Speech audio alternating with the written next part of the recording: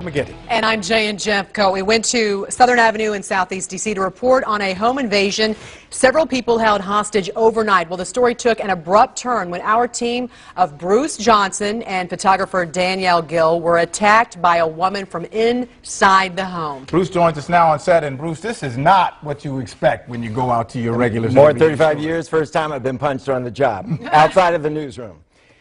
We were amazed. Then both of us were struck by a single punch. But first, before we get to that, let's get to the story that took us to the 4200 block of Southern Avenue in Southeast.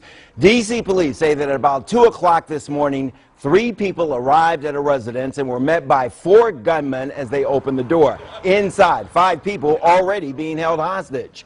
Police are not saying what, if anything, was taken, but there were physical assaults, and a male inside the house, according to police, was sexually assaulted. Fast forward here. You're looking at a woman who's in the window. She's yelling at Danielle Gill and myself. We're standing out on the sidewalk. She's telling us to get away. And then for some strange reason, the woman comes out of the house, and let's take a look at what happens after that.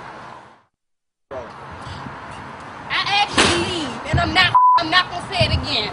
Bye, bye, bye, bye, bye. Stop. Bye. I'm on the street. I'm telling you, goodbye. Miss, we're on a pub. I don't care. Goodbye. I'm going to tase your neck.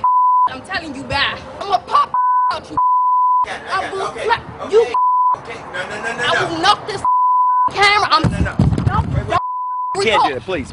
You can't. Don't touch me. Please, don't touch me. I got that. I've got her. Don't record my house. I'm gonna knock the out you. Goodbye. I got it. We're gone. Goodbye. We're going to assume that people passing along Southern Avenue must have seen what was happening. Of course, they saw what was happening. They called police. Police were arriving as we were leaving. Don't know who the young woman was in that video. It's possible, just possible, she could have been one of those people held hostage at gunpoint inside the house. Now, I talked to neighbors before that attack. They say the family, a man and woman, and some siblings had not lived there very long, maybe a few months. A guy who says he cut their grass says they were good people.